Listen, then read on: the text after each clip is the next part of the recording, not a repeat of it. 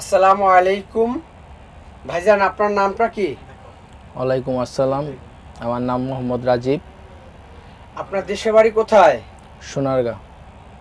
আপনি চরমনাই অগ্রহায়ণের মাহফিলে এবছর নতুন আসছেন? জি। উদ্দেশ্য কি?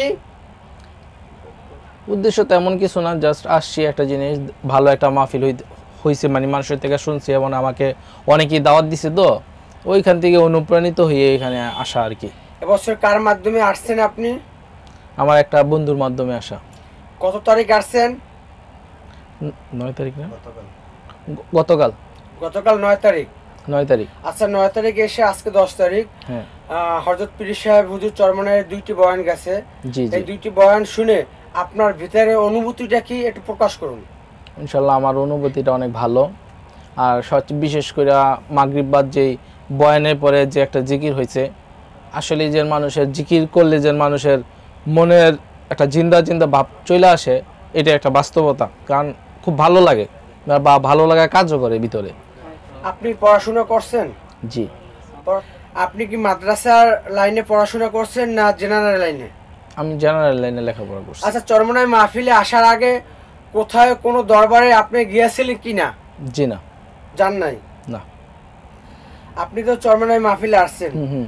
হয়তো অনেক জায়গায় গেছেন ঘুরতে বা যাবেন, যেহেতু 3.5 দিন মাহফিল হয়, হয়তো আজকে 10, 11, 12, 13 তারিখ পর্যন্ত থাকবেন। জি। সেক্ষেত্রে আপনার কেমন লাগলো এবং পরিবেশ কেমন? এখানে যারা মুসল্লিরা আসছে তাদের চলাফেরা কি ধরনের আপনার নজরে পড়ছে, সে বিষয়ে কথা বলুন।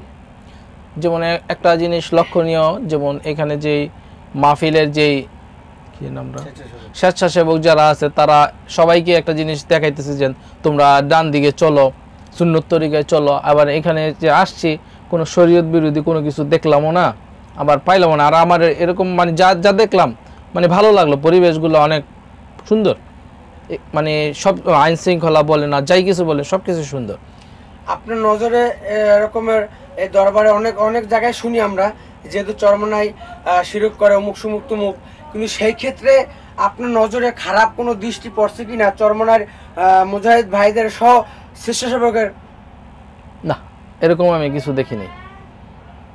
দেখেন নাই? না, এরকম কিছু দেখিনি। আমি যা দেখছি ওদের একটা জিনিস আমি বললাম, তো ভালো গুণ তো বইলেই গেলাম, যে ডানে চলতে বলতেছে, আবার যে সবসময় জিকিরে লা ইলাহা ইল্লাল্লাহ বলতেছে, এগুলা তো ভালো দিকে, আমি তো খারাপ কিছু দেখিনি।